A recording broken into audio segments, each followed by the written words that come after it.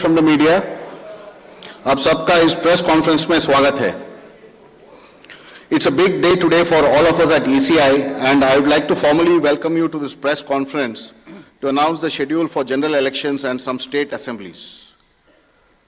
It's my privilege to introduce the Honorable Chief Election Commissioner Shri Rajiv Kumar Ji, the Honorable Election Commissioner Shri Ganesh Kumar, and the Honorable Election Commissioner Dr. Sukhbir Singh Sandhu. Also on the dais today are senior officials who have been a part of Team ECI in the past 2 years and have played a crucial role in the run-up to the general elections. Namely, Senior Deputy Election Commissioners Shri Dharmendra Sharma and Shri Nitesh Vyas. Also DECs Shri Udesh Kumar, Shri Ajay Bhadu, Shri R.K. Gupta and Shri Manoj Sahu. Another crucial team member has been DG IT Srimati Neeta Verma. Also on the dais is our Joint Director Media, Anu Chandak, who is familiar to most of you here. I am B. Narayanan, DG Media for the Commission. The format is as follows. There will be opening remarks by the CEC along with the presentation. We will share the PDF copy of the presentation with all of you after this event is over. The PC is also being live streamed on X along with the slides and live streamed on our YouTube and Facebook. Following this PowerPoint, there will be a question and answer session. When you want to ask a question, raise your hands. Wait for a chance to be called by me to put your question. I will direct the micer to come to you. When it's your turn, introduce yourself and your organization and then ask your question. I request you to be brief and ask only one question at a time. Please keep your mobiles on silent mode. Sir, I request you to deliver your opening remarks. Thank you. Thank you, Mr. Narayanan. Good afternoon, friends. My recently joined distinguished colleagues, let me introduce you to them. Shri Ganesh Kumar ji on my right and on your left, and Shri Sukhbir Singh Sandhu ji on my left. Senior officials from Election Commission of India, friends from media, और विभिन्न संचार माध्यमों से जुड़े हुए देश के मतदाता, आप सबको सबसे पहले अभिनंदन, नमस्कार. आप सभी का इस प्रेस कॉन्फ्रेंस में स्वागत है. As you see, our team is now complete. All three of us are here and we are fully prepared. So now our request is to all the voters to get inked. Please, the entire team in the ECI is ready to ink the voters. Please join us. I think this is the most awaited press conference in this part of the year. We address you at a precious moment when we as a nation are set to reiterate our pledge to electoral democracy, when Indians will together express their will once again. This is a historic opportunity for all of us. By the way, this year also marks a pivotal moment in the global landscape of democracies.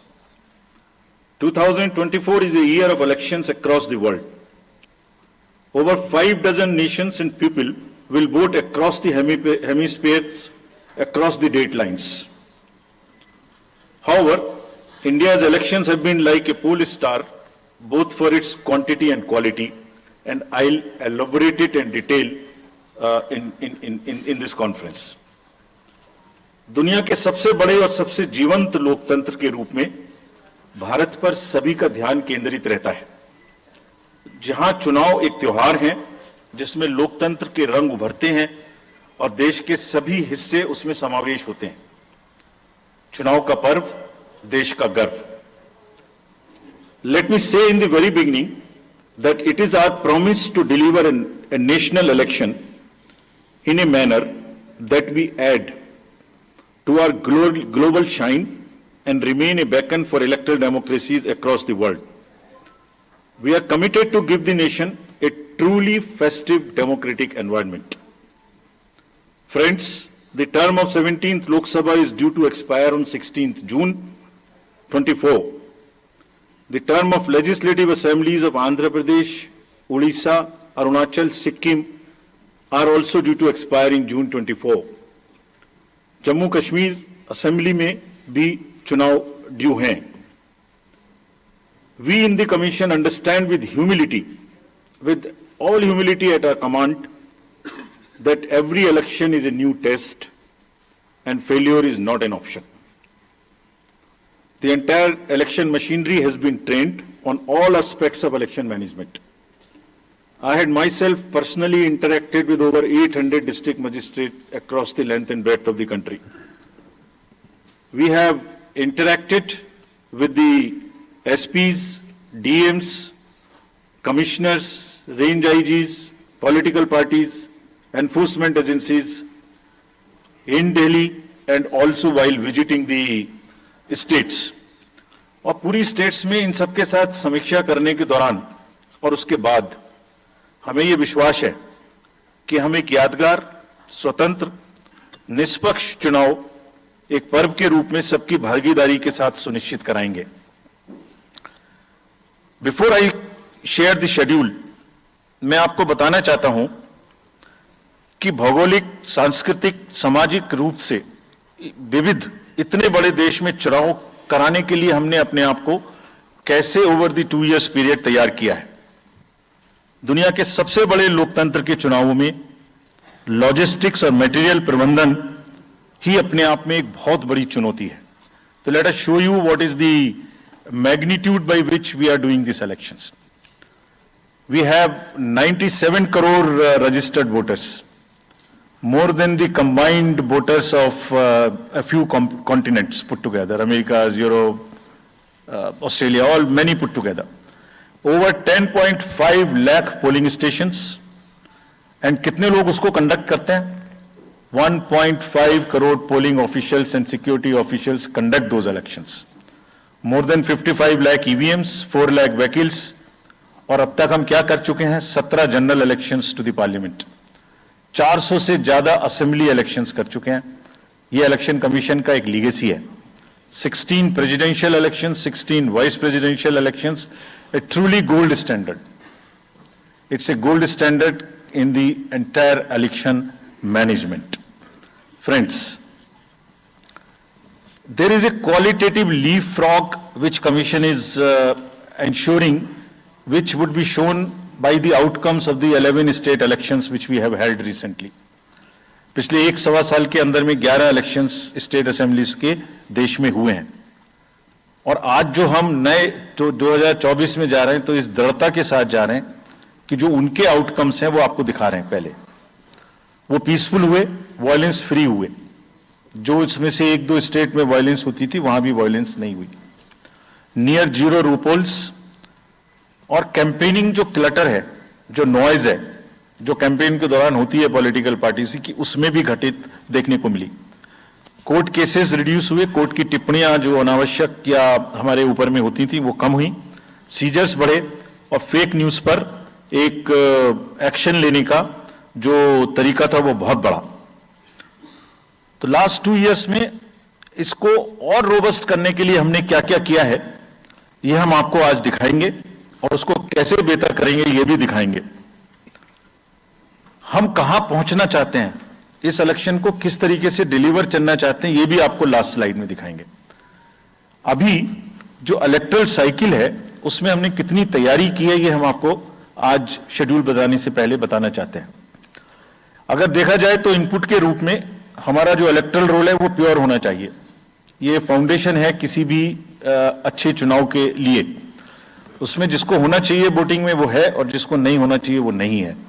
हमने electoral role में बहुत मेहनत की है। Input के तौर में material, man power, technology, training, इतनी चीजें लगती हैं। प्रोसेस के रूप में जो डिसरप्टिव चैलेंजेस हैं, muscle power, money power, misinformation, MCC violation, और reaching out to the missing voters, urban apathy, youth apathy, और ओवरकमिंग ऑपरेशनल चैलेंजेस जिसमें reaching in inaccessible areas in this wide country, and what outcomes we want, that is what is we will tell you little later also. तो पहला जो input है ये एक mosaic है जो देश की वोटर्स की, इलेक्टर्स की पिक्चर है। क्या दिखाती है ये? It's a very diverse mosaic. 96.8 crores are the total electors in the country, of which 49.7 crore are male and 47.1 crore are female. और जो यंग वोटर्स हैं, बहुत मेहनत की हमने पिछले साल में, वो 1.82 करोड़ फर्स्ट टाइम वोटर्स इस बार इन चुनावों में वोट देने के लिए हमारे इलेक्टोरल रोल्स में हैं। और अगर इसको हम 20 से 29 साल के वर्ष में देखें, वो भी तो यंग ही हैं, कोई अभी बड़े तो हुए नहीं हैं, तो 18 से जो 29 हैं वो करीब 21.5 लाख वोटर हैं। 1.80 करोड़ 18 से 19 और 20 से 29 में 19.74 करोड़, यानी 21.5 करोड़ वोटर्स एब्सोल्युटली यंग, जो कि डेमोक्रेसी में भाग लेंगे और अपना फ्यूचर अपने से डिसाइड करेंगे, because they are the biggest stakeholders in the democracy because they have a larger time to contribute in the society. अगर हम देखें तो बहुत इंक्लूसिव करने के लिए there are 88.4 lakh persons with disabilities who are part of our voter list. We have made a special effort कि जितने हमारे मतदाता हैं उस तरह के उनको हम अपने इलेक्टोरल रोल में लेके आए। 82 लाख लोग ऐसे हैं जो 85 वर्ष से ऊपर हैं और वो हमारे प्राउड मतदाता हैं। We feel very proud to have them with us. और उसमें से 2,18,000 लोग देश में 100 वर्ष से अधिक के मतदाता भी हैं जो हमारे इलेक्टोरल रोल में। So the mosaic is, transgenders भी हैं 48,000। तो मोज़ेक इज लाइक 18 से 19, 20 से 28, 85 transgenders, person with disabilities and in the entire country, length and breadth of the country. इस रिगरस जो प्रोसीजर है इसको बनाने में कितनी मेहनत लगती है, ये मैं दिखाना चाहता हूं कि हर स्टेज पे इलेक्टोरल रोल के प्रिपरेशन करते समय पॉलिटिकल पार्टीज को इन्वॉल्व किया जाता है, ताकि कोई हमसे ये ना प्रश्न कहे कि आपने अपने से इलेक्टोरल रोल बनाया और हमें बताया भी नहीं। So when the electoral roll preparation starts, we make a draft publication. We give 2 copies free of cost to the political parties. उसके बाद जितने फॉर्म 6, फॉर्म 7, फॉर्म 8, नया नाम जुड़ने के, डिलीशन के, मॉडिफिकेशन के, मेरा नाम घर बदल गया, वो सब की कॉपी हम शेयर करते हैं, उसके मिनट्स बनाते हैं। और इस बार हमने और जोर दिया कि बूथ लेवल एजेंट्स अगर पॉलिटिकल पार्टी हमारे BLOs के साथ लगाना चाहें तो लगाएं। और across the length and breadth of the country, all the district magistrates, we are absolutely confident that silently we were working.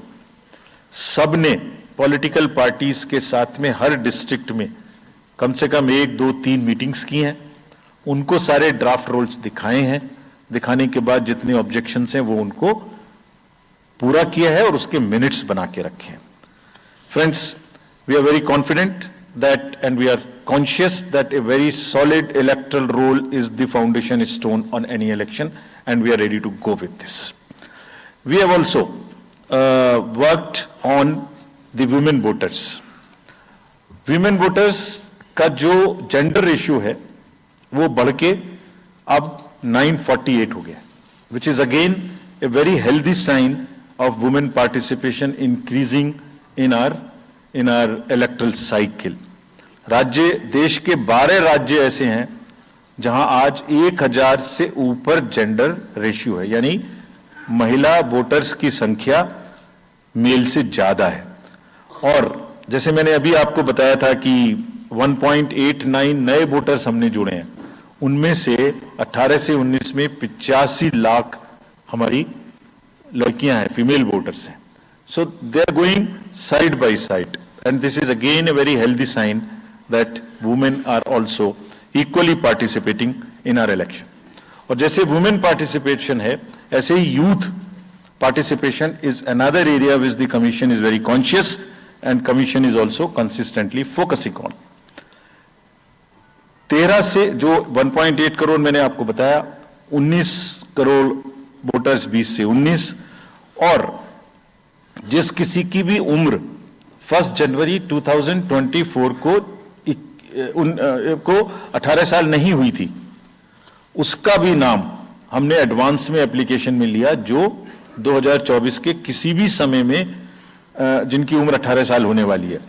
And you would be happy to note that out of 13.4 lakh advance applications which have come to us, around 5 to 6 lakhs are such who will complete the age of 18 by 1st of April 2024, और वो भी हमारे voter उस समय तक बन जाएंगे। यानी the roll would be as much updated on 1st of April कि कोई भी छूटे नहीं। नेशनल आइकन्स को बड़ी संख्या में हमने यूथ को अपने साथ जोड़ने के लिए इस कार्य में लगाया है। हमें विश्वास है कि यूथ न सिर्फ वोट करेंगे बल्कि हमारे एम्बेसडर्स भी बनेंगे। जो इन्फ्लुएंसर्स हैं वो भी हमारे साथ जुड़ेंगे। वो अपने साथ यूथ एक के साथ अपने 10 दोस्तों को भी लेके आएंगे। और इस बार हम कन्विंस्ड हैं अपने डिफरेंट आउटरीच एक्टिविटीज की वजह से कि वो हमारे साथ ज्यादा से ज्यादा जुड़ेंगे। फ्रेंड्स, जब हम वोटर्स को अपने बूथ पे बुला रहे हैं तो हमारी ये भी ड्यूटी बनती है कि हम अपने बूथ को बहुत अच्छे से उनके लिए तैयार करके रखें। कैसे तैयार करें? हर बूथ पे पीने का पानी होगा, टॉयलेट होगा, मेल एंड फीमेल अलग, साइनेज होगा, पर्सन्स विद डिसेबिलिटी के लिए रैंप होगा, एक व्हील चेयर होगी, हेल्प डेस्क होगी, वोटर फैसिलिटेशन सेंटर होगा और शेड भी होगा, सफिशिएंट लाइट भी होगी। यानी minimum basic facilities would be available at all the polling stations और these polling stations will be set up across the length and breadth. उत्तर में हिमालय की बर्फीली चोटियां हों या दक्षिण में कन्याकुमारी का समुद्र तट, पश्चिम में राजस्थान के रेगिस्तान से लेके अरुणाचल के जंगल और मेघालय के वेटेस्ट रीजन, इलेक्शन कमीशन देश के हर कोने में प्रजातंत्र को मजबूत बनाने के लिए अपने पोलिंग स्टेशन, अपने पर्सनल को लेके जाएगा and we will take democracy to every corner of the country and we are sure that we would make it a very overwhelming experience for our voters. And then the voters delight, polling stations इस तरीके के मिलने चाहिए जिसमें ये सभी चीजें आपको मिलें। Then how would we ensure that it is also inclusive? Inclusive in the sense 85 plus जितने वोटर्स हैं उनके हम घर जाके वोट लेने के लिए तैयार हैं। नॉमिनेशन से पहले सबके घर में हम फॉर्म 12D पहुंचाएंगे। देश के कुछ हिस्से में घर से वोटिंग हो चुकी है असेंबली इलेक्शंस में, कुछ राज्यों में अभी नहीं हुई है। अब इस बार पूरे देश में पहली बार ये व्यवस्था एक साथ लागू होगी कि जो 85 वर्ष से ऊपर के मतदाता हैं, जो पर्सन्स विद डिसेबिलिटी हैं 40 इयर्स एंड 40% से ज्यादा की जिनको डिसेबिलिटी है, वो सब के पास हम फॉर्म पहुंचाएंगे। अगर वो ये ऑप्ट करेंगे कि वो फॉर्म वो बूथ पर नहीं आना चाहते, घर से करना चाहते, तो हम घर में जाएंगे, एक आदमी का वोट लेने घर में जाएंगे। हालांकि हमारा तजुर्बा यह है कि ज्यादातर लोग उस एज के बूथ पर आना चाहते हैं because they have consistently been part of our democracy. उनको वॉलंटियर्स और व्हील चेयर की सुविधा वहां उपलब्ध रहेगी। नाउ जब ये बूथ बनाए तो हमने अपने पर्सनल को, जो टीम्स हैं, उनको बहुत अच्छे से ट्रेन करके तैयार किया। They are sentinels of democracy. I mean हमारे जितने एम्प्लॉइज हैं वो सब तैयार रहेंगे इस बात के लिए कि that wherever it takes they will walk an extra mile so that voters don't have to mile. पहाड़ के बर्फ में भी जाएंगे, जंगल में भी जाएंगे, नदी में भी जाएंगे, घोड़े पर भी जाएंगे, काठ के ब्रिज पर भी जाएंगे, हेलीकॉप्टर से भी जाएंगे, हाथी से भी जाएंगे, बर्फ में भी चलेंगे, म्यूल से भी जाएंगे। सिर्फ हर जगह पहुंचेंगे इसलिए ताकि वोटर अपना वोट दे सकें। मैं इसी क्रम में आगे थोड़ी अर्बन अपैथी की भी बात करूंगा। हम इतनी जब मेहनत करते हैं जाने में, हम देखते हैं जहां घर के नीचे बूथ है वहां पे बहुत सारे लोग वोट देने नहीं आते। ये उनके लिए भी एक उदाहरण है कि वो ये समझें कि वोट देना कितना जरूरी है। अगर हम 10 लोगों के लिए, 5 लोगों के लिए बूथ बना के इतनी मेहनत से जा सकते हैं, तो आप घर के नीचे उतर के जो 2 किलोमीटर के रेडियस में आपके पास बूथ है उसमें वोट देने जरूर आए। Friends, we are also very conscious about the sustainable elections as our responsibility towards the environment. तो एनवायरमेंटली सस्टेनेबल इलेक्शंस हों, इसके लिए भी हमने डायरेक्शंस अपने इलेक्शन मशीनरी को दी है। वेस्ट मैनेजमेंट किसी भी पोलिंग स्टेशन पे पोलिंग के बाद में दिखाई नहीं देना चाहिए। आप उसको कलेक्ट करें, डिस्पोजल करें और टीम्स के साथ में send them to various disposal thing. It's part of the material arrangement. Minimal use paper का करें। मैक्सिमम हमारी ई बुक्स लागू हैं, आप कभी भी हमारी वेबसाइट पे देख सकते हैं, हर सब्जेक्ट पर ई बुक है। More and more carbon footprints को हम कम से कम किस तरह से कर सकते हैं, recycling, more and more less and less paperwork, all that is what is our commitment to the environment. We are also greatly leveraging technology in 3 verticals for the help of the voter, for the help of the election management agencies, machinery, and also for the political parties and candidates. कोई भी voter पूरे देश में उसका epic number से booth कहां है, उसका एपिक डाउनलोड करना है। If he has a mobile number seeded, he can download his और हर मोबाइल। कोई भी बीएलओ के बारे में कोई जानकारी लेनी है, one can go to the voter helpline app. You can know about what kind of a candidate you have in your constituency who are contesting. So there is an application called Know Your Candidate. तो उस candidate की कोई criminal background तो नहीं है, उसके खिलाफ में केसेस तो नहीं है, उनके क्या असेट्स हैं, क्या लायबिलिटीज हैं, ये सारी चीजें केवाईसी के एप्लीकेशन में वोटर्स को देखने का अधिकार है, उनको मिलेंगी। और जिस किसी का भी क्रिमिनल रिकॉर्ड है किसी भी कैंडिडेट का, उसको 3 बार न्यूज़पेपर्स में देना पड़ेगा, टीवी में देना पड़ेगा, और पॉलिटिकल पार्टी को भी ये बताना पड़ेगा कि आपको उस कॉन्स्टिट्यूएंसी में क्रिमिनल कैंडिडेट बैकग्राउंड के खड़ा करना पड़ा, तो बाकी क्यों नहीं मिला। आप बताइए, what is the basis of the selection of a candidate who has a criminal background. Then in order to clean up the entire system, we want to use the technology with the help of the citizens be please vigilant. So C vigil app में कोई भी शिकायत अगर किसी citizens को, किसी voter को करनी है, कहीं पर भी कोई पैसा बांटने का केस है, फ्रीबी बांटने का केस है, एक्सेस कैंपेनिंग का केस है, जस्ट टेक ए फोटो और type text, send it to us, we will capture your longitude and latitude ourselves. आप कहां पर खड़े हैं ये हम अपने से आपकी मोबाइल की लोकेशन से समझ लेंगे, और आपको 100 मिनट के अंदर अपनी टीम भेजकर जो आपकी शिकायत है उसका निराकरण हम आपको करने देंगे। फ्रेंड्स, इस सारी चीज को करने में हमारे सामने कुछ चैलेंजेस भी हैं। मैं आज आपके सामने उन चैलेंजेस की भी चर्चा करना चाहता हूं, और यह भी बताना चाहता हूं कि इसको हम कैसे ठीक करेंगे।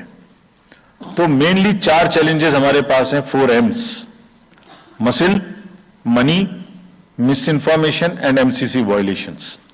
एसेंशियली 4 किस्म के ब्रॉड जो हमारे प्रोसेस हैं, और इसी के संदर्भ में पूरा जो प्रोसेस अब आज से शुरू होगा और जब तक चुनाव खत्म होगा, तो इलेक्शन कमीशन का अधिकांश समय इन्हीं 4 चीजों में लगने वाला है कि how to control muscle power, how to control money power, how to control the menace of misinformation, and how to control the violations which are done or at least to be done under MCC. So coming to the muscle power को control करने के लिए adequate number of CAPF would be deployed. 24/7 एक नया प्रयोग हम इस बार कर रहे हैं. We are establishing, हम बिल्कुल डिटरमिन्ड हैं इस बार मसल पावर को कम करने के लिए. चुनावों में हिंसा का कोई स्थान होना नहीं चाहिए और ब्लड बाथ बिल्कुल नहीं होना चाहिए. जहां भी हिंसा बची है, चाहे वो प्री पोल हो, चाहे वो ड्यूरिंग कैंपेनिंग हो, चाहे वो पोस्ट पोल हो, we are committed to kind of be very very alive to this situation. और जो भी हमें सख्ती से करना होगा इसके लिए हम करेंगे ताकि ये प्रोविजन ना रहे. हर डिस्ट्रिक्ट में एक कंट्रोल रूम बनाया गया है जो दिन उसमें 5 किस्म के फीड्स होंगे.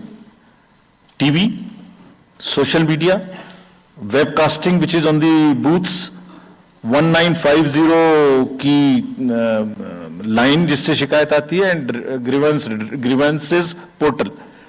So one senior officer would be available in the control rooms in every district to look at these 5 feeds. जहां से भी, और C vigil, 6th C vigil, जहां से भी कोई शिकायत मिलेगी उस पर सख्त कार्रवाई की जाएगी. एवरीवेयर अक्रॉस द कंट्री हमने बड़ी सख्त ताकीद दी है कि डिस्ट्रिक्ट मजिस्ट्रेट्स, एसएसपीज अपने एरिया में हिंसा को ना होने दें। जितने नॉन अवेलेबल वारंट्स आज की डेट में हैं, पुलिस उनको ऑलरेडी हमारे विजिट्स के साथ साथ ऑलमोस्ट एग्जीक्यूट कर चुकी है, कर रही है। साथ ही जितने हिस्ट्री शीटर्स हैं उनको भी बहुत तेजी से देख रही है। There is also a network of check post which have been set up in the international border, in the interstate border, and on the nodes from where some kinds of irregular, illegal goods can move across the states. In some international borders, there is also a drone-based checking which will happen. We are fully committed that हिंसा का कहीं कोई उपयोग नहीं होना चाहिए। हमने district magistrates को बहुत सख्त हिदायत दी है कि जितने लोग 3 साल से ऊपर हैं उन सबको आप बदल दीजिए पहले, और accountability starts from the head of the district, not below. ये उनका काम है कि जो नीचे हैं वो उनको देखें। किसी भी प्रोसेस में वॉलंटियर्स और कॉन्ट्रेक्चुअल स्टाफ किसी भी स्टेट ने लगाए वो इस्तेमाल नहीं होंगे। बहुत सारी स्टेट्स ने टेम्परेरी वॉलंटियर्स और कॉन्ट्रेक्चुअल स्टाफ को लगा के रखा है, वो किसी भी स्टेज में इस्तेमाल नहीं होंगे। डबल वोटिंग, इंपर्सोनेशन की भी शिकायत आती है। बहुत सख्त हिदायत दी गई है कि अगर इंपर्सोनेशन के केसेस आए तो आरपी एक्ट की सेक्शन में उनके खिलाफ एक्शन लें। साथियों, बहुत ही डिटर्मिनेशन के साथ हम हिंसा मुक्त चुनाव देना चाहते हैं। चुनाव में हिंसा की कतई गुंजाइश नहीं है। राष्ट्रपति महात्मा गांधी जी ने कहा था, मैं हिंसा का विरोध करता हूं क्योंकि उससे पाया हुआ समाधान बहुत कम वक्त के लिए होता है और उससे पैदा हुई नफरत हमेशा के लिए। Only peace is everlasting, violence doesn't solve anything. We will request everyone, all political parties, all candidates, that they must be very cautious of this point. We'll be ruthless if anywhere the violence happens. Similarly, coming to the money, आप जानते हैं, मैंने पहले भी आपको दिखाया है कि पिछले जो 11 इलेक्शंस हुए हैं स्टेट में, राज्यों में, और उसी की वजह से ये कन्विक्शन है जिससे हम आपसे उसके बारे में बात कर रहे हैं। We are talking to you from the strength of our outcomes. 3400 crore रुपए के करीब का कैश मूवमेंट को रेस्ट्रिक्ट किया गया 11 इलेक्शन में। एवरी स्टेट, राजस्थान, तेलंगाना, मध्य प्रदेश, नागालैंड, गुजरात, हिमाचल, मिजोरम, त्रिपुरा, छत्तीसगढ़, हर स्टेट में उससे पहले इलेक्शन में जो भी हुआ था उससे 200, 400, 500, 700% की वृद्धि हुई। Total 3400 crore is around 835% higher. ये जो धन बल का जो उपयोग है, जो धन का उपयोग है, जैसे बल का उपयोग कुछ राज्यों में ज्यादा है, ऐसे धन का उपयोग भी कुछ राज्यों में ज्यादा है। हम इस बात से भी बहुत वाकिफ है। We are aware fully that there are differential vulnerabilities in each state. Some states have more violence, some states have more money, some states are more kind of a geographical problems. So whichever problem pertains to a particular state, based on this differential analysis, we would be having a differential level of treatment for that state. Misuse of money हम नहीं होने देंगे। इसके लिए भी हमने enforcement agencies को, सब स्टेट्स में एनफोर्समेंट एजेंसीज के साथ बैठक की है। दिल्ली में हम सब हेड्स ऑफ द एजेंसीज के साथ फिर से बैठक करने वाले हैं आज के बाद तुरंत। क्या कहा है उनको हमने कहा है कि जो freebies, liquor, cash, cooker, sari, machines, what ever kind of freebies किस किस स्टेट में बंटने की शिकायतें आती हैं, उसको 100% रोकें। रोकने के लिए एनालिटिक्स बेस्ड कार्य करें। सो whom have we directed? GST, excise, state police, all agencies, income tax, customs, coast guards, BSF, SSB, border से जहां से भी जिसके नारकोटिक्स और जहां से भी फ्री भी आने की संभावना हो सकती है। GST would be doing the e-way bill based analytics to see if there is a trend of spurt in the demand for the FMCG in certain areas. banks would look at if there is a demand, spurt in demand of the cash in the chests. So, National NPCIL will look at if there is a spurt in demand for the payments from the wallets. Digital payment से तो पैसा नहीं जा रहा है, एक दो state में ऐसा भी देखने में आया था कि आप अपने वैलेट के थ्रू किसी को भी पैसे ट्रांसफर करते रहिए, 2,000 1,000 रुपए. All that we will be looking at. Banks would be sending almost daily report of the suspicious transactions which they have. All airports in the country would be checked regularly by the dedicated teams of income tax for any kind of movement through the airstrips. और जहां जिन राज्यों में airstrips commercial के अतिरिक्त हैं, जहां helicopters land कर सकते हैं, we have asked and we have got actually the Bureau of Civil Aviation of Security to issue detailed instructions कि जिस किसी क्षेत्र में हेलीकॉप्टर या चार्टर्ड फ्लाइट उतरेगी, वहां जो भी सामान उसके अंदर में उसकी as per the directions, as per the instructions and guidelines of the BCS, almost equal to the commercial airports, checking होगी. Railways, RPF, GRP, both will be simultaneously continuously looking at roads. So cash और money, जो भी धन बल का दुरुपयोग करना चाहेंगे, political finance in any case is a thing which is in news these days. So this is our effort to add to that thing so that there are much more cleaner elections. Coming to the third M, which is the misinformation. This also troubles us a lot during the elections. While we are conscious of two facts, that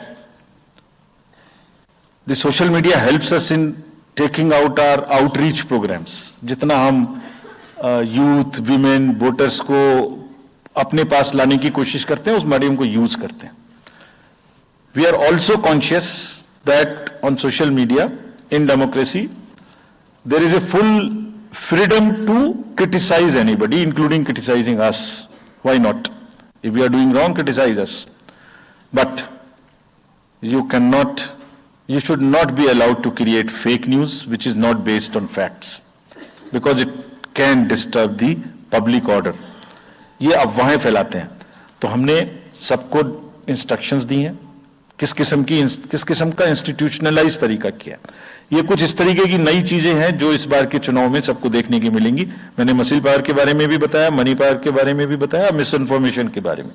तो ये जो process है election का, जो आज से शुरू हो रहा है काउंटिंग के बीच तक, जिसमें शोर शराबा गंदगी की संभावना बनी रहती थी, वो हमारा प्रयास है कि कम से कम हो. उसके प्रति हम बहुत ज्यादा सजग रहें. इसमें क्या करेंगे? Under Section 69 and 79(3) of the IT Act, authorized authority of each state is empowered to ask for takedown of the social media posts. In almost all states, authorized officials have been appointed or are being appointed. In each district, we have done thorough trainings as to how to deal with this kind of a menace. So this is on the preventive side. But there is also a promotional side. All our entire machinery will now react to whatever is coming by facts. We will try and join the issue instead of being in the background. If somebody is trying to do a fake kind of a narrative, which is disturbing the level playing field, which is disturbing the public order, or which is not based on the facts, and which has crossed the line of the criticism, we would be also joining them. We will also launch very soon on our website something called Myth versus Reality. This is going to be live very soon. Means ये myth फैलाया जा रहा है, ये उसकी reality है.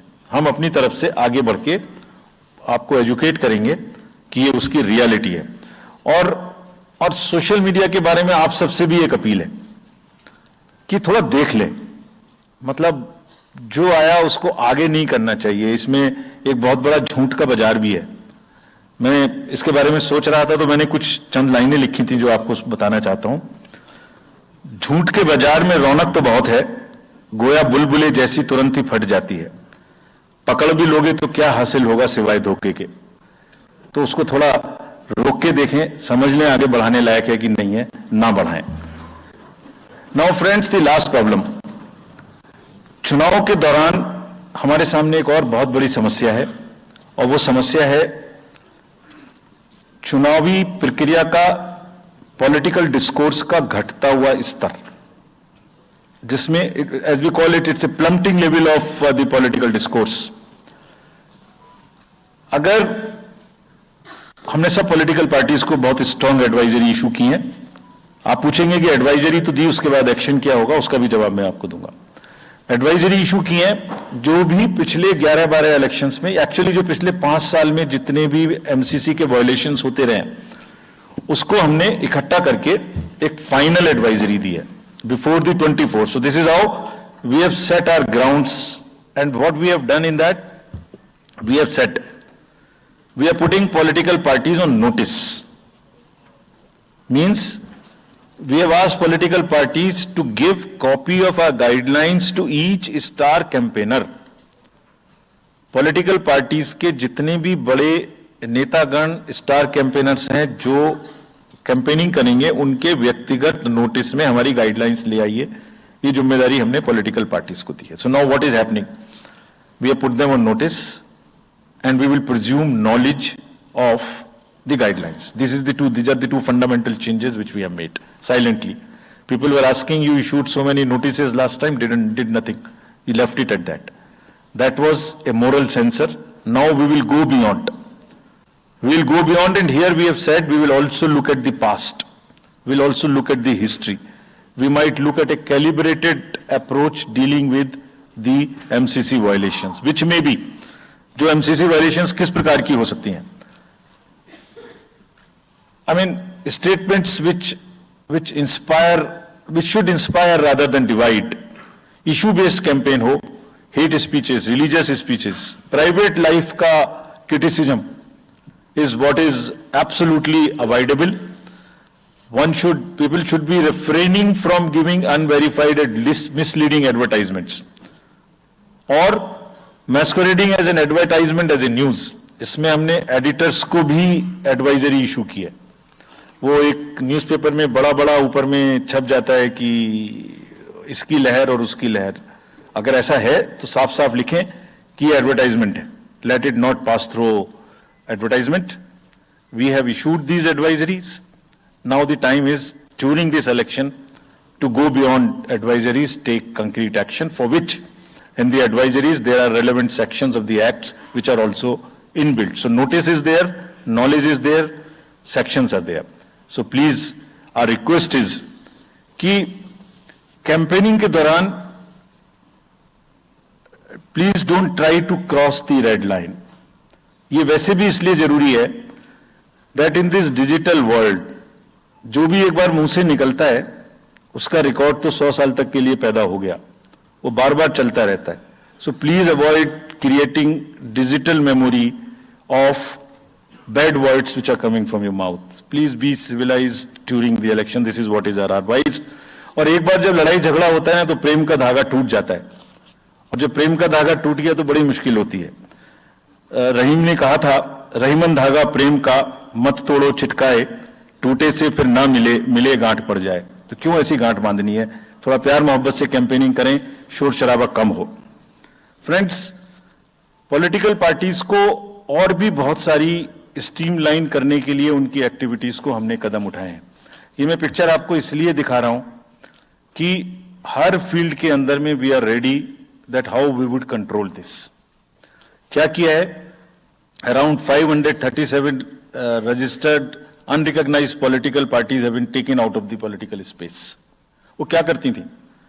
किसी के नाम में कैंडिडेट खड़ा कर दिया, गाड़ियों की परमिशन ले ली, दूसरा कोई यूज कर रहा है, किस्म किस्म की भांति एंटाइटलमेंट ले लिया, भांति भांति का वो they're cluttering the political space, crowding out the genuine persons. So that is what it has been done. सारी फाइनेंशियल जितने भी अकाउंट्स हैं पॉलिटिकल पार्टीज के और जितनी भी कंट्रीब्यूशन रिपोर्ट्स हैं वो सब डिजिटाइज्ड फॉर्म में हमारे पास आएंगी, ऐसा हमने उनको कहा, डायरेक्शंस दे दिए, इट हैज स्टार्टेड कमिंग।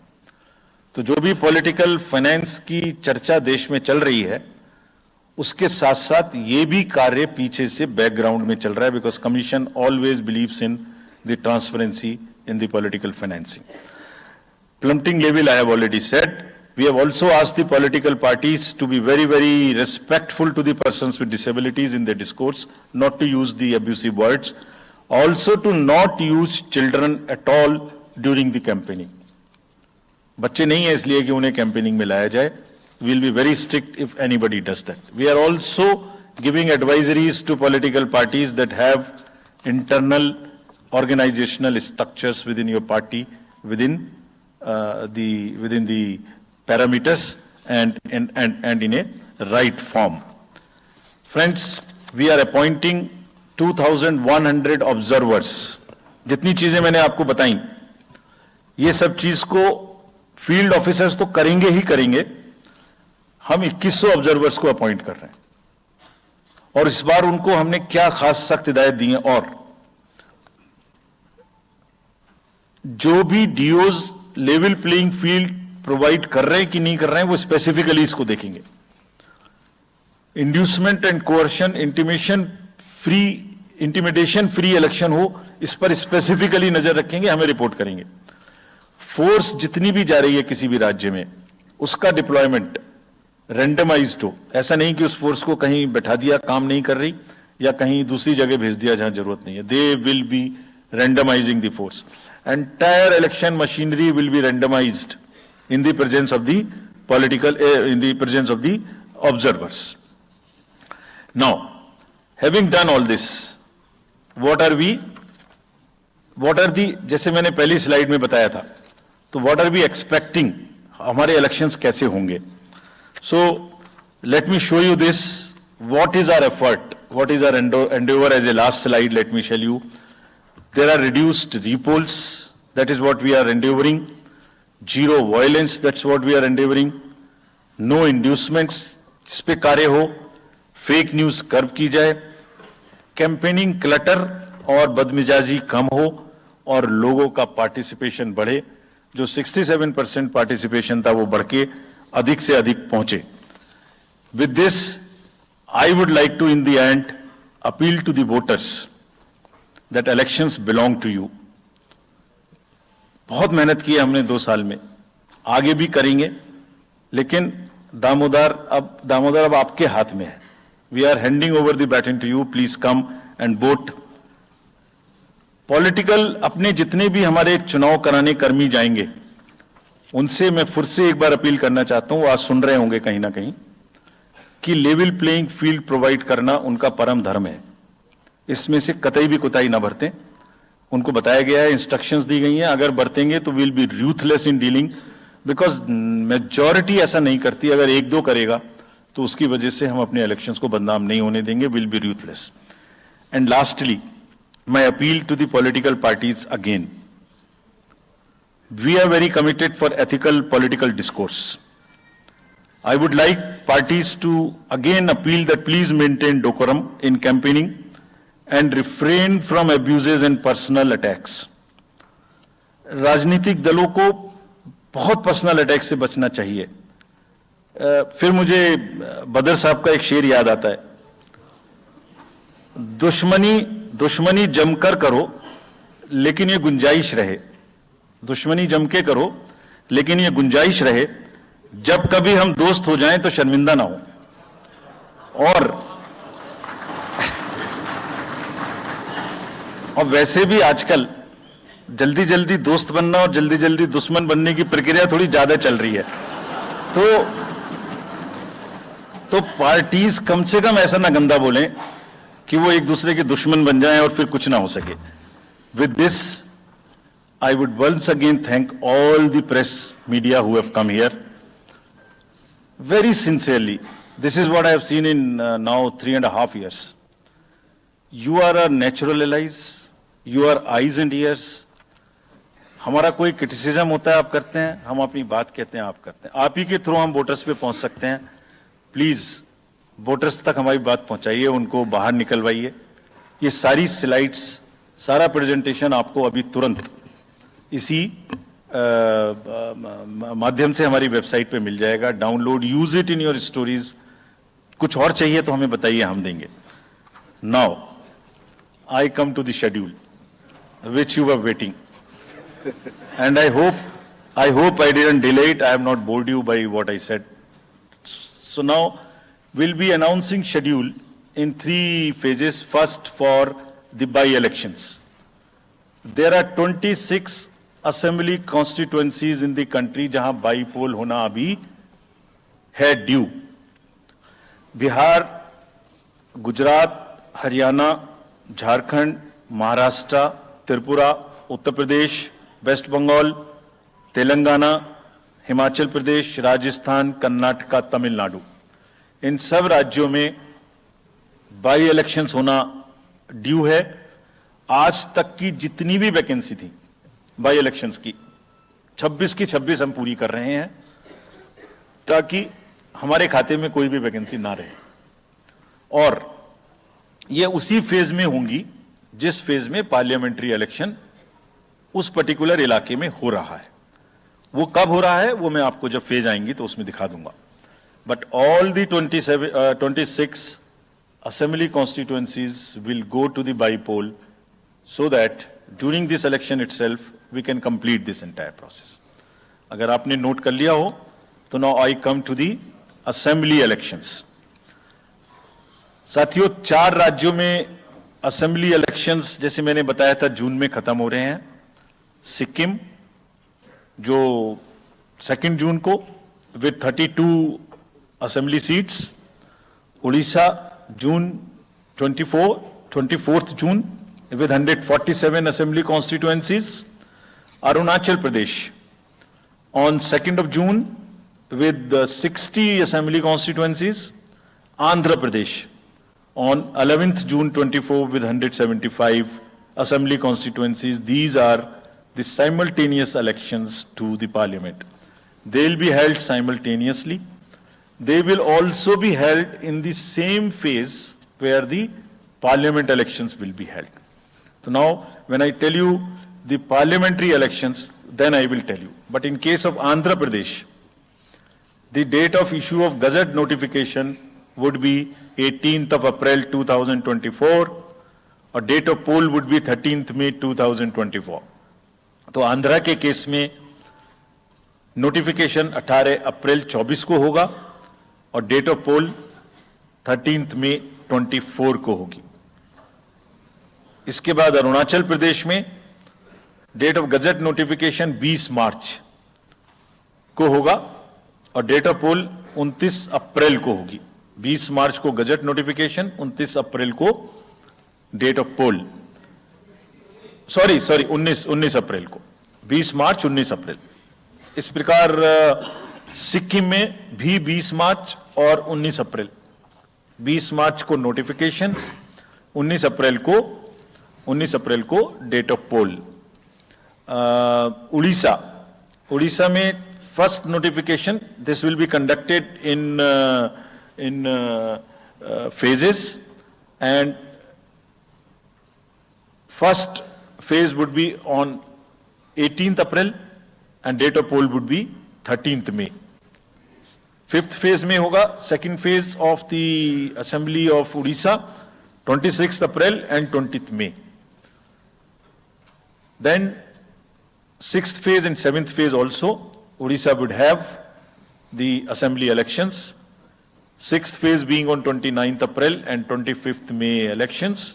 ये सब आपके साथ में हम अभी शेयर कर रहे हैं ताकि आपको लिखने में, रिपोर्ट करने में इसको आसानी हो।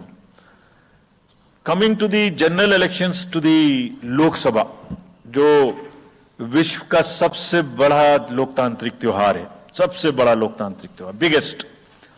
543 parliamentary constituencies, of which 84 are reserved for SCs and 47 are reserved for STs.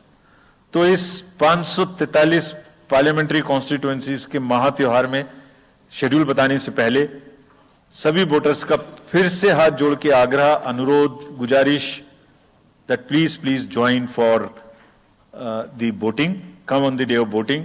छुट्टी मनाने ना जाएं, जरूर आ जाएं। schedule of the Lok Sabha poll, phase 1. We'll do it in 7 phases, as was done last time. 7 phases. Phase 1 will start from 20th March notification, 5 days from now. And last date of withdrawal would be 30th March and date of poll would be 19th of April. इसमें phase 1 का schedule एक दिन से हमें 2 बार करना पड़ रहा है, फिर बिहार के लिए वहां एक फेस्टिवल है, तो नोटिफिकेशन की डेट सेम है, लेकिन बस लास्ट डेट ऑफ विड्रॉल हमें 30 मार्च की जगह 2 अप्रैल सिर्फ बिहार के फर्स्ट फेज के लिए करनी पड़ रही है, क्योंकि वहां त्योहार हैं। और 19 अप्रैल को यहां वोटिंग होगी और पूरी कंट्री में 4 जून को काउंटिंग होगी। So phase 1 this will look like this. ये मैप भी हम आपको प्रोवाइड कर देंगे। अभी ये जो येलो पोर्शन है ये ऐसा दिखाई देगा। तो इसमें जो फेज 1 का जो मैप है, इसमें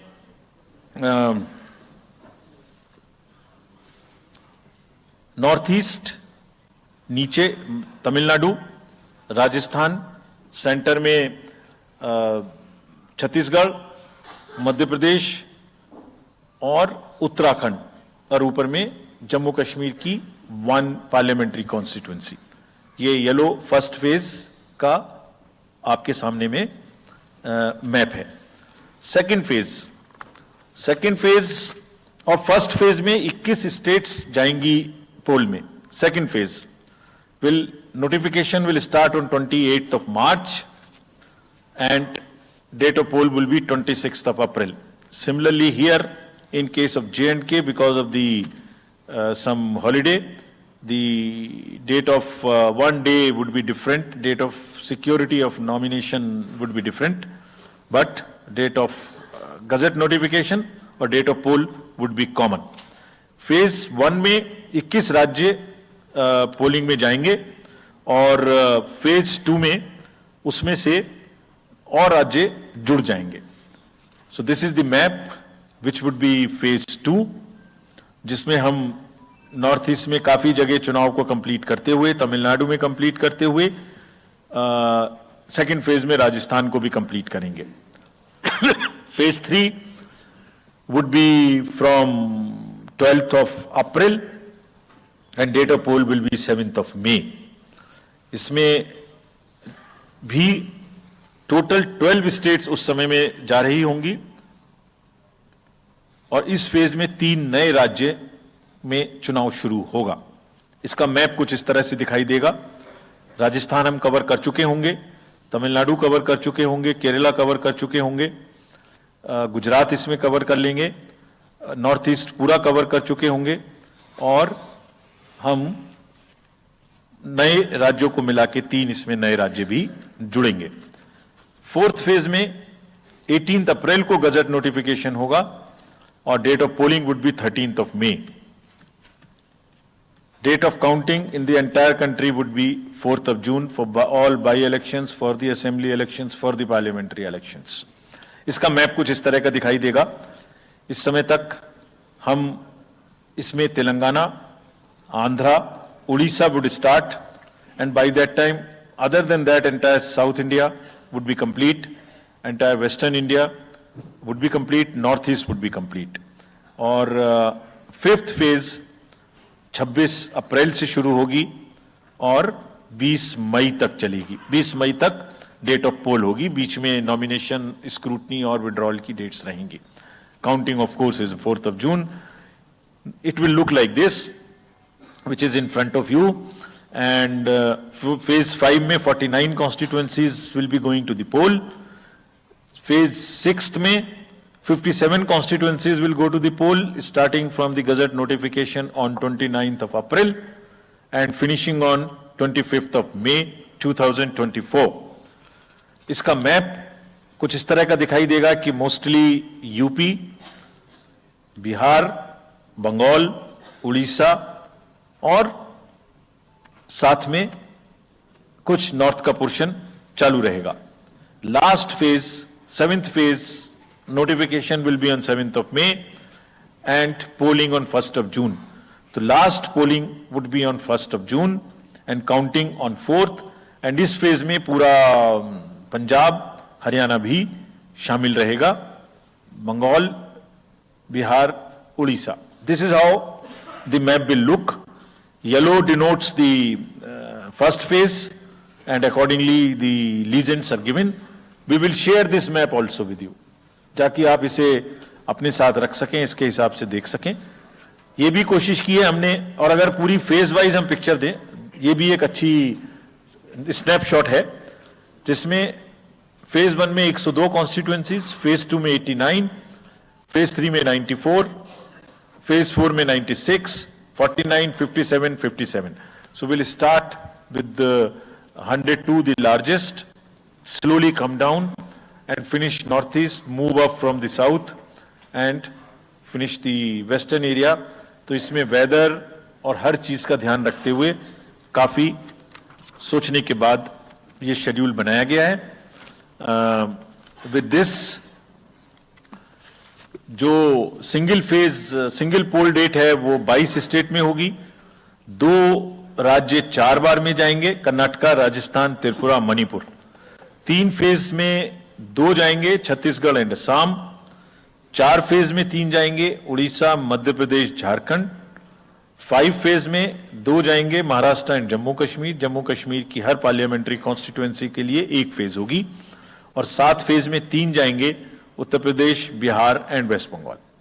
with this friends, I end my address and thank you very much. Thank you, sir, for those detailed remarks. Please hold on. So, raise your hands, हाथ खड़ा कर दीजिए, माइकर्स आपके पास आएंगे. तो we will start with you in the first row. Where are the micers? आप आइए, इनको दे दीजिए. जो, yeah, CC sir will take 4-5 questions at one time. So after that we will take the next person. Yeah. Sir, मैं मोहित दुबे हूँ news nation से. Sir, मेरा सवाल ये है कि आपने 7 चरणों में मतदान ये करवाया है. बहुत बड़ी चुनौती है, क्योंकि दुनिया का सबसे बड़ा लोकतंत्र हिंदुस्तान है. अपोजिशन पार्टियां जो है ये आरोप लगा रही हैं कि 7 चरणों में क्या जरूरत है, और इसकी वजह से सत्ताधारी दल को फायदा होता है. और छोटा सा सवाल सर एक और है कि ईवीएम को लेके लगातार अपोजिशन धरना दे रहा है, सवाल उठा रहा है. आप हमेशा ये कहते रहे कि निष्पक्षता के साथ आप मतदान करवाते रहते हैं ईवीएम के माध्यम से, तो उनके सवाल के बारे में आप क्या जवाब देंगे? आप ये जो लाइट जैकेट पहने हैं सेंटर में, इनको दे दीजिए. जो, हाँ, या, जस्ट होल्ड ऑन. सर, मेरा नाम रविंद्र सिंह शोरान है. I would like to ask कि जो आपने बताया कि 3500 करोड़ रुपए को सीज किया, उसके बाद कार्रवाई कितने लोग जेल गए, कौन कौन सी पॉलिटिकल पार्टीज इन्वॉल्व थी, और जो लीकर सीज किया गया उसमें कितने केसेस रजिस्टर हुए, उसकी डिटेल्स इलेक्शन कमीशन हमारे साथ कभी शेयर करता नहीं है after the election happens. This lady in the front, या इधर मिडिल में जो है, इनको माइकर्स, हाँ, इनको दे दीजिए, या इनको दे दीजिए. हाँ. तो दुनिया के सबसे बड़े लोकतंत्र के सबसे बड़े महापर्व का आगाज हो चुका है, शंखनाद हो चुका है. भारत में लोकतंत्र के महापर्व का ऐलान हो चुका है. चुनाव आयोग ने भारत में लोकसभा चुनाव की तारीखों का ऐलान कर दिया है. 7 चरणों में ये चुनाव होंगे. बता दें कि पहले चरण की वोटिंग 19 अप्रैल को होगी, 4 जून को काउंटिंग होगी, मतगणना होगी, नतीजे आएंगे. तो भारत के दुनिया के सबसे बड़े लोकतंत्र के महापर्व का ऐलान हो चुका है. लोकसभा चुनाव का देश भर में शंखनाद हो चुका है. निशा, क्या डेट आई है, बताइए दर्शकों. बिल्कुल, 7 चरणों में इस बार लोकसभा चुनाव होना है. मतगणना आपको बता दें कि 4 जून को होनी है, और 7 फेज में हम एक एक करके सारी तारीखों का बताएंगे कि 19 अप्रैल को पहले चरण का चुनाव होना है. 19 अप्रैल को पहले चरण का चुनाव होना है. वहीं 26 अप्रैल को हम बता दें दूसरे चरण में चुनाव होना है.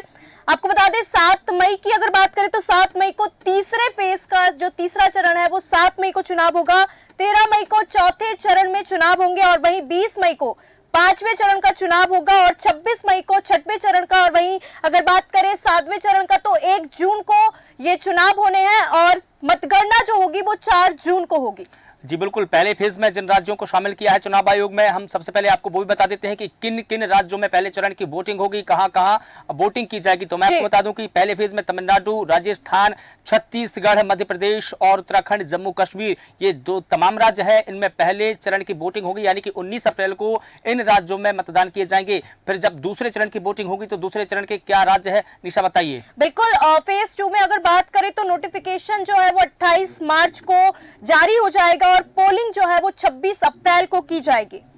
जी बिल्कुल, तो देश भर में लोकसभा चुनाव का आगाज हो चुका है, शंखनाद हो चुका है। लगातार चुनाव आयोग की प्रेस कॉन्फ्रेंस चल रही है। चुनाव आयोग ने तारीखों का ऐलान कर दिया है, कब मतगणना होगी, कब वोटिंग होगी, कब नोटिफिकेशन जारी होगा, ये तमाम तारीखों का ऐलान कर दिया। बता दें कि 19 अप्रैल को पहले चरण की वोटिंग होगी, 28 मार्च को इसका नोटिफिकेशन जारी हो जाएगा और 4 जून को काउंटिंग यानी कि मतगणना होगी। निशा बिल्कुल, और अगर हम बात करें कुल वोटर्स की तो कुल वोटर्स यहाँ पे 96,88,21,200,926 है। कुल वोटर्स की अगर बात करें तो 96,88,21,926 वोटर्स हैं, जिसमें पुरुष वोटर्स की अगर हम बात करें तो टोटल 49 करोड़ यहाँ पे 72,31,994 जो है वो पुरुष वोटर्स है। महिला वोटर्स की बात करें तो 47 करोड़ 15,41,888 यहाँ पे महिला वोटर्स है। तो आपको बता दें कि इस बार 7 फेज में जो लोकसभा चुनाव है वो संपन्न होने हैं। तो लोकसभा चुनाव की 543 सीटों के लिए चुनाव आयोग ने तारीखों का ऐलान कर दिया है। ये महापर्व है लोकतंत्र का और 543 सीटों में आपको बता दूं कि 2019 में बीजेपी ने 303 सीटें जीती थी, 54 सीटें कांग्रेस के खाते में आई थी। लेकिन देखना होगा कि इस बार बीजेपी कितनी बड़ी बाजी मारेगी, क्योंकि 400 प्लस पार का बीजेपी नारा लेकर चल रही है। 400 प्लस 370 का नारा जो बीजेपी ने लिया है, देखना होगा कि इस बार क्या वाकई बीजेपी इस जादुई आंकड़े को छू पाती है, पार कर पाती है, क्या कांग्रेस अपने दावे पर खरा उतर पाती है। क्योंकि जिस प्रकार से हम मुद्दे देख रहे हैं, और राम मंदिर का मुद्दा हो या फिर जम्मू कश्मीर में धारा 370 का मुद्दा हो या फिर अभी वन नेशन वन इलेक्शन का मुद्दा हो, ये जो तमाम मुद्दे हैं इनको लेकर बीजेपी जनता के बीच में जा रही है, जनता को समझा रही है कि उन्होंने जो वादे जनता से किए थे उन वादों पर बीजेपी खरा उतरी है। और इस बार जिन मुद्दों को बीजेपी ने शामिल किया है उसमें राम मंदिर का मुद्दा सबसे बड़ा मुद्दा है, 370 का सबसे बड़ा मुद्दा है। शायद बीजेपी ने इसीलिए 370 का नारा भी दिया है। निशा बिल्कुल बिल्कुल, और हम बात करें तो लोकसभा के साथ 4 राज्यों में जो है वो विधानसभा चुनाव होने हैं। 4 राज्यों में विधानसभा चुनाव होने हैं। सिक्किम में अगर हम बात करें तो 2 जून को चुनाव होंगे। 32 सीटों के लिए 2 जून को सिक्किम में चुनाव होंगे। बात करें ओडिशा की तो ओडिशा में 24 जून को 107 सीटों में चुनाव होने हैं। अरुणाचल की बात करें तो 60 असेंबली सीटों में चुनाव होने हैं। आंध्र प्रदेश में भी एक साथ चुनाव कराए जाएंगे। तो आपको बता दें कि लोकसभा चुनाव के साथ इन 4 राज्यों में विधानसभा चुनाव होने हैं। जी बिल्कुल, और इसी तरह जब चुनावों की तारीखों का ऐलान किया था तो इसी दौरान जो इलेक्शन कमीशन है की चीफ है, उन्होंने एक शेर भी यहाँ पर पढ़ा। उन्होंने कहा कि जमकर दुश्मनी कीजिए लेकिन जब हम आपस में मिले तो हम शर्मिंदा ना हो। ये उन्होंने राजनीतिक दलों और पार्टी के नेताओं के लिए बड़ा संदेश दिया है। उन्होंने एक गजब की टिप्पणी भी की। वैसे आजकल जल्दी जल्दी दोस्त बनने और जल्दी जल्दी दुश्मन बनने के रिवाज काफी चल रहा है, प्रक्रिया बहुत जल्दी जल्दी चल रही है। ये कहीं ना कहीं वो जो दल बदलू नेता है उनके लिए एक बड़ा संदेश है। बिल्कुल, क्योंकि दुनिया की सबसे बड़ी चुनावी प्रक्रिया जो शुरू होगी, हम आपको बता दें कि 97 करोड़ वोटर्स है, जिसमें आपको बता दें कि 10.5 लाख पोलिंग स्टेशन बनाए जाएंगे और 1.5 करोड़ पोलिंग ऑफिसर जो सिक्योरिटी है वो तैनात की जाएगी। 55 लाख ईवीएम होंगे और 4 लाख गाड़ियां। तो इस वक्त आपको बता दें कि लोकसभा चुनाव जो है वो 7 चरणों में संपन्न होने हैं और 4 जून को जो है वो मतगणना होनी है। जी बिल्कुल, इसी प्रकार से कई एडवाइजरी भी चुनाव आयोग ने जारी की है। उन्होंने कहा है कि किसी भी प्रकार की अगर गड़बड़ी मिलती है तो 100 मिनट के अंदर चुनाव आयोग की टीम पहुंचेगी, गड़बड़ी को रोकेगी और कार्रवाई भी करेगी। इसी प्रकार उन्होंने चुनाव आयोग ने राजनीतिक दलों और चुनाव में जो उपयोग की जाने वाली वस्तु है उनको लेकर भी एडवाइजरी जारी की है। उन्होंने ये भी कहा है कि बच्चों से किसी भी प्रकार का कोई भी काम नहीं करवाया जाएगा। बच्चों का ना तो आप झंडा उठवा सकते हैं ना प्रचार करवा सकते हैं। इसके अलावा उन्होंने एक बड़ी टिप्पणी ये भी की है कि अखबारों और टेलीविजन चैनलों को कौन सा विज्ञापन है, कौन सी खबर है, ये भी बताना होगा। तो ये बड़ी टिप्पणी है, क्योंकि उन्होंने एक और टिप्पणी की थी कि बड़े बड़े अखबारों में बड़ी बड़ी हेडलाइंस होती है कि ये इतनी सीटों से जीत रहे हैं, वो इतनी सीटों से जीत रहे हैं और ये हवा चल रही है, ये लहर चल रही है। इसको लेकर के चुनाव आयोग ने ये भी कहा है कि बताना होगा कि ये विज्ञापन है या फिर ये न्यूज है। ये सबसे बड़ी टिप्पणी की है चुनाव आयोग ने। बिल्कुल मनीष जी, और सबसे ज्यादा इसमें जो मिस इन्फॉर्मेशन होती है वो काफी परेशान करती है। चुनाव के टाइम में जनता तक सही इंफॉर्मेशन नहीं पहुंच पाती है, भ्रामक जानकारियां लोगों तक पहुंचती हैं, तो इसमें को लेकर भी चुनाव आयोग ने हिदायत दी है। और बिल्कुल बता दें कि 7 चरणों में जब चुनाव होने वाले हैं तो बता दें कि अब सभी राजनीतिक दल सक्रिय हो गए हैं। Congress, BJP, Samajwadi party, Bahujan Samaj party, DMK और आम आदमी पार्टी, सभी पार्टियों को बेसब्री से इंतजार था कि चुनाव की तारीखों का ऐलान हो, उसके बाद में पार्टियां सक्रिय हो जाएगी। तो अब देखना होगा कि हालांकि चूंकि तारीखों का ऐलान हो चुका है तो अब जोर शोर से राजनीतिक मुद्दे उठेंगे और चुनाव की जो बिसात है बिछ चुकी है। तो बीजेपी इसमें माहिर है चुनाव में, और कांग्रेस भी अब देखना होगा कि किस प्रकार से तैयारी करेगी, किन मुद्दों को लेकर जमीन पर उतरेगी। हालांकि कांग्रेस ने जाति जनगणना हो या महिलाओं को न्याय गारंटी हो, इन तमाम मुद्दों को उछाला है। देखना होगा कि ये मुद्दे कारगर साबित होते हैं या नहीं। निशा बिल्कुल, और क्योंकि इस बार ये भी कहा जा रहा है कि पुरुष वोटर्स से ज्यादा महिला वोटर्स हैं और यहाँ पे न्यू मतदाता भी हैं, न्यू वोटर्स भी हैं, जो कि लोकसभा चुनाव का काफी लंबे समय से इंतजार कर रहे थे और इंतजार की घड़ी खत्म हो चुकी है। और आपको बता दें कि अब 7 चरणों में जो है चुनाव वो संपन्न होने जा रहे हैं। और बिल्कुल 7 चरणों में जब चुनाव संपन्न हो गए तो अलग अलग चुनावों की तारीख है, अलग अलग राज्यों को अलग अलग तारीखों में शामिल किया गया है।